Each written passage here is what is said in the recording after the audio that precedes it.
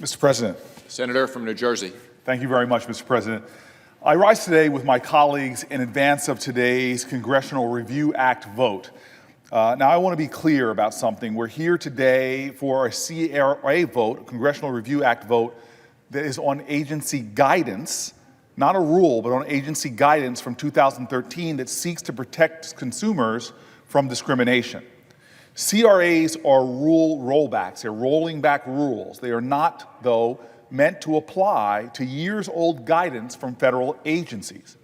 Today's vote is actually a radical departure of a long-standing norm on statutory interpretation that is going to change the scope of the Congressional Review Act. When what then could possibly be so important and so urgent that today we would break from long-standing tradition and demand a vote on something that could set an entirely new precedent for this body. What is the guidance, not rule, what is the guidance that the Trump administration and Republican leadership in this body are going so far out of their way to undo? What this guidance does, very simply and very clearly, is try to prevent discrimination in purchasing. In 2013, the Consumer Financial Protection Bureau put this guidance in place in response to, unfortunately, widespread and well-documented persistent discrimination against Americans of color when financing the purchase of a car. The guidance did really nothing more than not much more than remind indirect auto lenders that they were liable under the Equal Credit Opportunity Act for pricing disparities. These pricing disparities caused by markups in compensation policies and offered concrete steps to those auto dealers that they could use to ensure compliance and support for fair lending. Auto lending is the third most common source of debt for all Americans. And we know that the way they establish financing models, it works too often. The way this model works, it often leaves space for implicit racial bias and leaves space for discrimination against Americans of color. And we know this from studies that Americans of color who have better credit are sent in that go and try to purchase and finance a car compared to white Americans with worse credit. They will often get higher interest rates and worse terms on their loans set by auto dealers. In fact, in one specific study conducted by the National Fair Housing Alliance, they paired white Americans and people of color to visit auto dealerships and shop for the same car within 24 hours of each other. Unfortunately and surprisingly, or maybe not to some, in most cases, the applicant, who was a person of color, despite having better credit and less debt, was offered higher cost financing options than the less qualified white applicant. This is a practice that no one can support. This is a practice that most Americans think is outrageous. It is clearly wrong, and we should address it. But we also know that, unfortunately, this kind of discrimination isn't unique to the auto industry.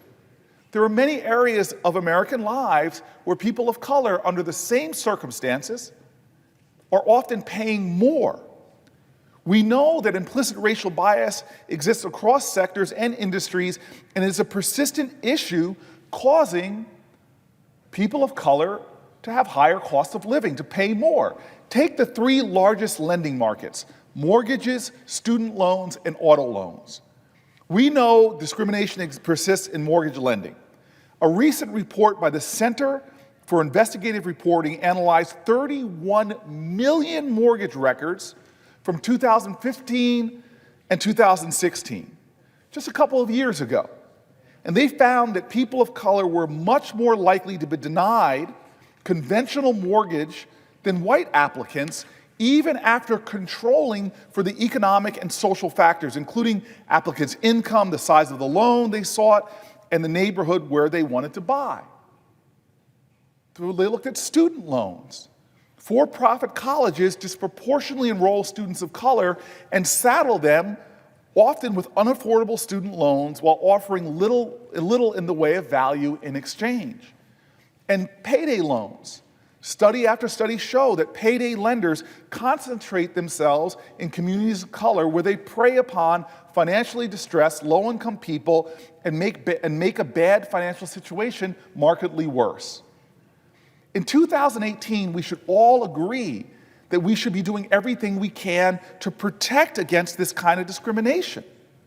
When you test time and time again better qualified loan applicants walking in, and then within 24 hours, less qualified applicants walking in as well, them getting the better loan deal, and the only difference is the color of their skin, this is unacceptable in an America that believes in fairness. And so we should, in a very light touch, do something about that. And that's what this advice did.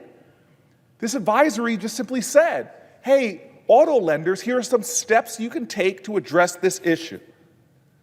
Now, the study I referenced of sending in a black couple followed by a white couple, it's something that hits home for me very personally. My family in the 1960s was a part of a similar situation. In this case, it was buying the home that I grew up in. In 1969, just 1 year after the passage of the Fair Housing Act, when my parents were trying to find a home in New Jersey, they encountered an illegal practice known as real estate steering to try to keep black families like mine out of white neighborhoods. Their bids on homes were routinely rejected in favor of white couples. Eventually, my parents went to seek the help of a group of housing activists, volunteer lawyers, black folks, white folks, Christian folks, Jewish folks. They were all part of a group in New Jersey called the Fair Housing Council. Together, they set up a sting operation where my parents went in, where they were told, unfortunately, the house that they were looking at that they loved was no longer for sale. Then a volunteer white couple came right behind them and put an offer on the house, and it was accepted. Papers were drawn up, and then on the day of the closing, the white couple didn't show up. My dad did, and his lawyer. And the real estate agent knew what he was doing was illegal.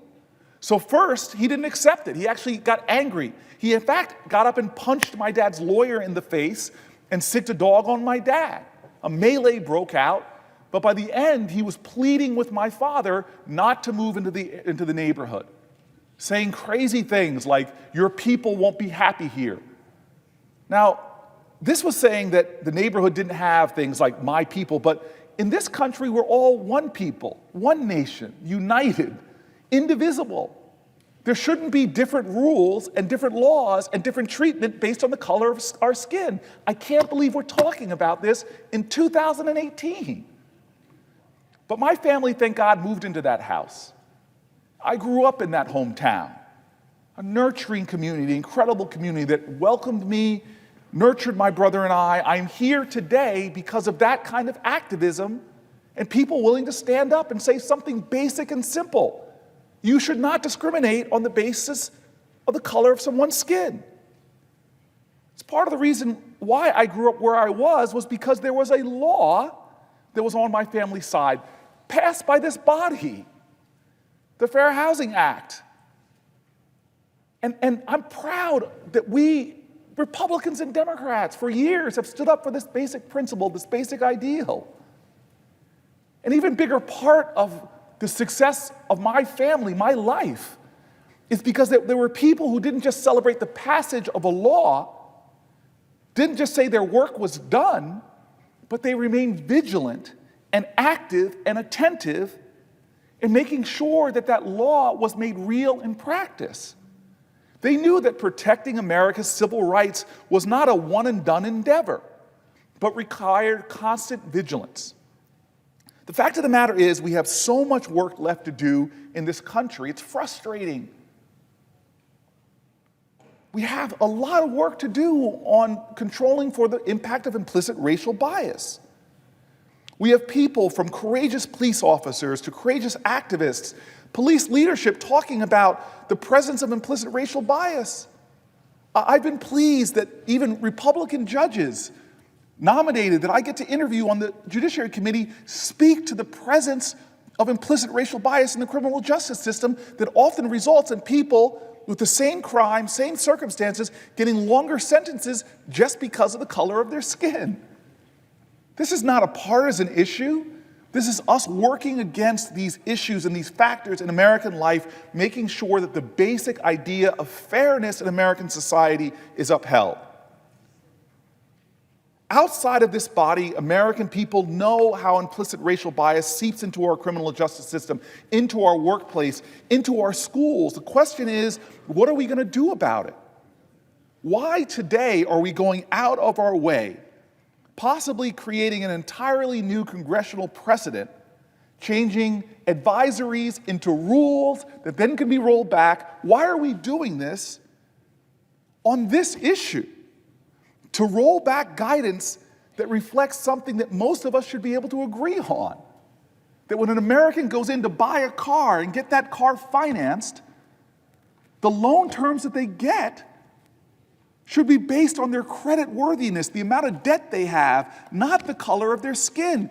And when we have comprehensive studies, empirical tests of literally sending in couples to go buy cars, why are we rolling back guidance that gives suggestions to auto dealers about how to control from this?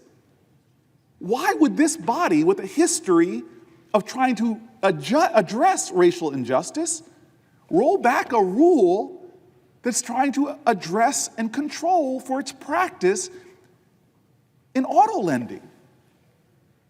And if you live in communities like mine, having to pay hundreds extra or $1,000 extra for a car, in a family making $20,000, $30,000 a year, struggling for that moment that we all know when you get your car, you get your keys, why should they have to pay more? And have an impact on their home and their well-being and their finances, their college savings, their ability to pay their mortgage. It is unfair. Based on what? Skin color. Rolling back this guidance has nothing to do with trimming bureaucracy. It's guidance. It won't help consumers. It won't help Americans of color. It won't help the ideals we swear an oath to, justice for all. And it's not going to certainly help our country just be a place where a working stiff can get a fair shot at things that we think of as the American dream: owning your home, sending your kids to college, having a car. At a time when the rest of the country seems to be paying closer attention to issues of discrimination, where we see anti-Semitism on a rise, Muslim Americans getting greater attacks, at a time when we're looking at racial issues, why are we doing this now or any time? By passing this measure, we will be sending a message to millions of Americans that this body isn't just willfully out of touch, but that we are going out of our way to create an environment where this practice is going to thrive, where the practice and the perpetuation of discrimination against Americans of color persists in a country. We should be beyond this.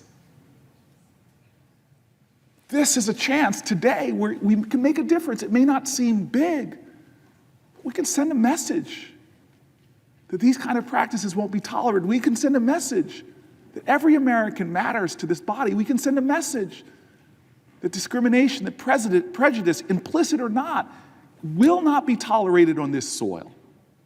I ask my colleagues, I beseech their colleagues, in the name of an American that is here today because of the Fair Housing Act, because of tests like this where white couples are sent, black couples are sent. I'm here because of this history.